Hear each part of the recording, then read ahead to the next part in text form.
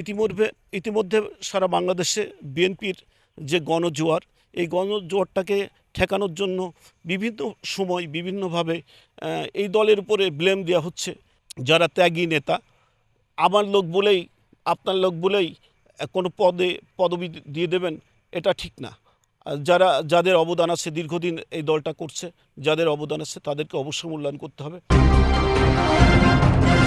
রাজনীতি একটি চলমান প্রক্রিয়া।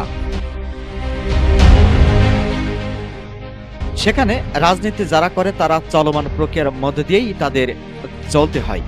এটাই স্বাভাবিক একটি নিয়ম। জাতীয়তাবাদী বিএনপি একটি বৃহত্তম দল। দলটি দীর্ঘ 17 বছর ক্ষমতার বাইরে ছিল।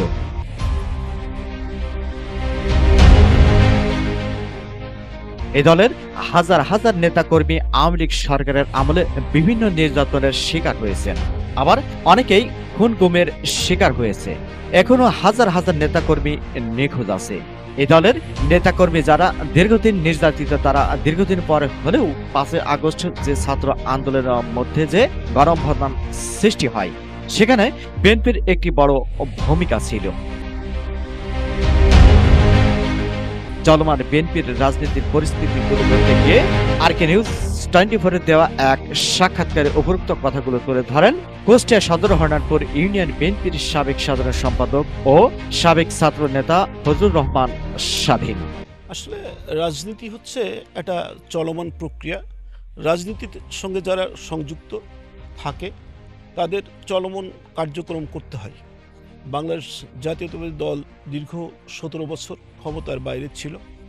এই দলের হাজার হাজার নেতাকর্মী আওয়ামী লীগ সরকারের সময় নির্যাতিত, অনেকে গুম হয়েছে, অনেকে খুন হয়েছে, অনেকে নিখোঁজ আছেন, এখনও অনেক হাজার হাজার নেতাকর্মী। আমি ব্যক্তিগতভাবে মনে করি এই দলের যারা নেতাকর্মী, যারা দীর্ঘদিন এই নির্যাতিত, তারা দীর্ঘদিন পরে আজ একটি তত্ত্বাবধায়ক সরকার বলি আর বৈষম্য ছাত্র আন্দোলনের মাধ্যমে বাংলাদেশের নতুন একটি স্বাধীনতা উপহার দিয়েছে ছাত্র সংগঠন। সেখানে বিএনপির একটা ব্যাপক ভূমিকা ছিল। 5ই আগস্টের পরবর্তীতে যে গভর্নমেন্ট বাংলাদেশে অবস্থান করছে, আজকে বাংলাদেশের একটি বৃহৎ সংগঠন বাংলাদেশ জাতীয়তাবাদী দল। এই দলের যিনি কাণ্ডারি বেগম খালেদা জিয়া, যিনি দীর্ঘদিন কারাবন্দী ছিলেন এবং দীর্ঘদিন পরে উনি সুচিকিৎসার জন্য এই দলের অ্যাক্টিং চেয়ারম্যান জনাব তারেক রহমান, ওনার বড় ছেলে, ওনার কাছে এখন বর্তমানে আছেন লন্ডনে চিকিৎসাধীন অবস্থায়। তো এই দলের যারা কাণ্ডারি, এই দলের যারা অভিভাবক, ইতিমধ্যে সারা বাংলাদেশে বিএনপির যে গণজোয়ার, এই গণজোয়ারটাকে ঠেকানোর জন্য বিভিন্ন সময় বিভিন্নভাবে এই দলের উপরে ব্লেম দেওয়া হচ্ছে। যেরকম কেউ কেউ বলেন এই দলের চাঁদাবাজি, হ্যানত্যান ইত্যাদি। তা আমি ব্যক্তিগতভাবে মনে করি একটি বৃহৎ সংগঠন, এই সংগঠনে ভালো মন্দ দিয়েই একটি সংগঠন চলে। তবে এই দলের ভালোটাই বেশি আমি মনে করি, কারণ শহীদ প্রেসিডেন্ট জিয়া রহমানের আদর্শে যারা সংগঠন করে, সেই সংগঠনের নেতাকর্মী কখনো চাঁদাবাজি, কখনো খারাপ কোনো কাজের সঙ্গে সংশ্লিষ্ট হতে পারে না। হ্যাঁ, কোনো ব্যক্তির সঙ্গে দলের তুলনা হয় না। কোনো ব্যক্তি যদি অপরাধ করে তার অবশ্যই বিচার, চলমান যে বিচার ব্যবস্থা আছে সেখানে বিচারের আওতায় জনাব তারেক রহমান বলেছে কেউ অপরাধ করলে তাকে পুলিশের কাছে সোপর্দ করতে বলেছে। তিনি বলেন বিএনপি একটি স্বচ্ছ রাজনীতি দল। এই দলের আদর্শে আদর্শিত হয়ে যারা রাজনীতি করে তারাই গণতন্ত্রের রাজনীতি করে, কিন্তু গণতন্ত্রের কথা বলে যারা অপরাজনীতি করে তারা কখনোই গণতন্ত্রকামী হতে পারে না। সাবেক এই বিএনপি নেতা কখন নির্বাচন হবে সে প্রশ্ন রাখেন বর্তমান অন্তর্বর্তী সরকারের কাছে। এই গভর্নমেন্টের আমলে আসলে এই গভর্নমেন্ট কবে কখন নির্বাচন দেবে স্পষ্ট কোনো কথা এখন পর্যন্ত ওনারা বলেন নাই। ডক্টর ইউনূস যিনি রাষ্ট্রপ্রধান হিসেবে দায়িত্ব পালন করছেন, ওনার উপদেষ্টারা, যারা ছাত্র সংগঠনের প্রতিনিধি আছেন, যারা উপদেষ্টা আছেন, তারা এখন পর্যন্ত কেউ ক্লিয়ার করেন নাই যে অমুক তারিখে নির্বাচন হবে। অভিজ্ঞ এই রাজনীতিবিদ সদ্য ঘোষিত জেলা বিএনপির আহ্বায়ক ও সদ্য সচিবের কাছে স্বচ্ছ রাজনীতির কথাও তুলে ধরার আহ্বান করেন। ইতিমধ্যে আমাদের কুষ্টিয়াতে একটি বিএনপি আহ্বায়ক কমিটি হয়েছে। এই কমিটির মাধ্যমে বিভিন্ন অঙ্গ সংগঠন এবং বিএনপির যে কমিটিগুলো হচ্ছে, আমি যারা কুষ্টিয়ার দায়িত্বে আছেন জনাব মোহাম্মদ কতুবউদ্দিন এবং ইঞ্জিনিয়ার জাকির হোসেন সরকার, ওনাদের দৃষ্টি আকর্ষণ করব, আপনারা এখানে দলাদলি দল, বড় দল, এখানে গ্রুপিং না করে, গ্রুপিং যাতে না হয়, সংগঠনের যাতে উত্তরোত্তর শ্রীবৃদ্ধি হয়, সংগঠনের এখানে কে অমুক গ্রুপ কে তমুক গ্রুপ এটা না দেখে আপনারা একটা সমন্বয় ভিত্তিতে একটি আগামী দিনে কুষ্টিয়া জেলাকে অত্যন্ত শক্তিশালী একটি বিএনপির ঘাঁটি হিসেবে যাতে পরিণত হয় সেদিকে লক্ষ্য রাখবেন।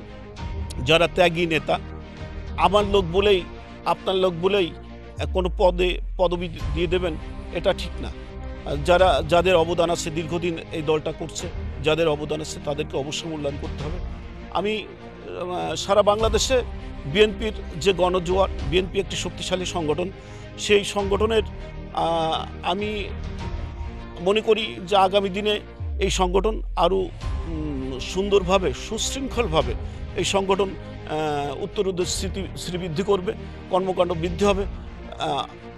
যারা নেতৃত্ব দেওয়ার মতো, আমি মনে করি যাদের ন্যূনতম অ্যাবিলিটি আছে, যাদের যোগ্যতা আছে, যাদের এখানে শুধু ওই মাঠে ময়দানে হৈ হৈ রই রই করছে এরকম লোক না দেখে, যাদের সমাজে 5টা লোক কথা শোনে, যাদের বংশবলিয়াদ ভালো, যাদের সামাজিক মান মর্যাদা আছে, এরকম লোক দেখে, শিক্ষিত লোক দেখে দলের যদি পদবি দেওয়া হয়, তাদের নেতৃত্ব সমাজ মানবে, তাদের দিকে সমাজ তাকিয়ে আছে। হরিনাথপুরের বিএনপি এবং অঙ্গ সংগঠনের যারা দায়িত্বে আসতে চাচ্ছে, আগামী দিনে একটি পরিচ্ছন্ন রাজনীতি হরিনাথপুরে আসুক, এটা আমি চাই। আমি ইতিমধ্যে বলেছি, যাদের রাজনীতির ক্যাপাসিটি এবং রাজনীতি করার মতো যোগ্যতা আছে, যাদের দীর্ঘদিন এই দলটা যেহেতু 16 বছর ক্ষমতার বাইরে ছিল, আমিও ওই জায়গায় হরিনাথপুর ইউনিয়ন বিএনপির সেক্রেটারির দায়িত্ব পালন করেছি। তা আমি আগামী দিনে যাদের দ্বারা হরিনাথপুরের রাজনীতি ক্ষতিগ্রস্ত না হয় সেরকম নেতৃত্ব আসুক, এটা আমি আশা রাখি।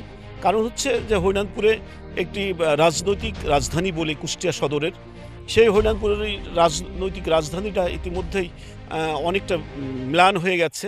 ইতিমধ্যে বিভিন্ন ক্লেম এসছে, বিভিন্ন যারা নেতৃত্বে আসতে চাচ্ছে তাদের মধ্যে যাদের যোগ্যতা সম্পন্ন, শিক্ষিত এবং মার্জিত এবং যাদের অর্থনৈতিক কোনো ব্লেম নাই যাদের বিরুদ্ধে, সেই টাইপের মানুষ আসুক রাজনীতিতে, এটা আমি আশা রাখি। এবং পাশাপাশি কুষ্টিয়া জেলা এবং কুষ্টিয়া সদর থানার রাজনীতিতে এরকম পরিচ্ছন্ন রাজনৈতিক নেতৃত্ব যারা দেবে সেরকম নেতৃত্ব ফুটে উঠুক, এটা আমার প্রত্যাশা। কারণ একজন রাজনৈতিক নেতা যদি সারাদিন পরে কারোর থেকে কোনো টাকা পয়সা নাই, কোনো সালিশ দরবার বিক্রি করে, সামাজিক যে অবক্ষয়গুলো যার দ্বারা সংগঠিত হবে সেই লোক মাইনাস করে আগামী দিনে যারা নেতৃত্বে আসবে সেরকম পরিচ্ছন্ন লোক রাজনীতিতে আসুক, এটা আমি আশা রাখি। জনাব তারেক রহমান ইতিমধ্যেই হচ্ছে রাজনৈতিক যে ফর্মুলা ইতিমধ্যে গঠনতন্ত্রে আছে, ওয়ার্ডের যারা নেতৃত্বে আসবে তারাও ভোটের মাধ্যমে, এবং 51 সদস্য যে ওয়ার্ড কমিটি হবে সেই কমিটি দ্বারা ওয়ার্ডের প্রেসিডেন্ট সেক্রেটারি নির্বাচিত হবে, এবং সেই প্রেসিডেন্ট সেক্রেটারি দ্বারা এবং একটা ইউনিয়ন ভোট 456 জন ভোটের প্রত্যক্ষ ভোটের মাধ্যমে একটি সভাপতি সেক্রেটারি নির্বাচিত হবে। তা আমি মনে করি চুলচিরা বিশ্লেষণ করে আগামী দিনে রাজনৈতিক নেতৃত্ব ফুটে উঠুক এবং একটি মডেল হিসেবে হরিনাথপুরে যারা রাজনীতিতে আসবে একটি মডেল হোক, এই আমার আশা করি। এবং আগামী দিনে আমি ব্যক্তিগতভাবে 1986 সালে ছাত্র আন্দোলনের মধ্য দিয়ে ছাত্র সংগঠনের সঙ্গে সম্পৃক্ত হয়েছি। সেখান থেকে হাঁটি হাঁটি পা করে 2018 সাল পর্যন্ত সক্রিয় রাজনীতির সঙ্গে আমি যুক্ত ছিলাম। এখন যেহেতু আমি ব্যবসা বাণিজ্যের সঙ্গে জড়িত, আগামী দিনে যারা রাজনীতিতে আসবে তাদের যারা রাজনৈতিক নেতা তাদের প্রতি আমার অনুরোধ যে একটি সুষ্ঠু ধারার এবং সুষ্ঠু রাজনীতি ফিরে আসুক হরিনাথপুর সহ সারা বাংলাদেশে। এই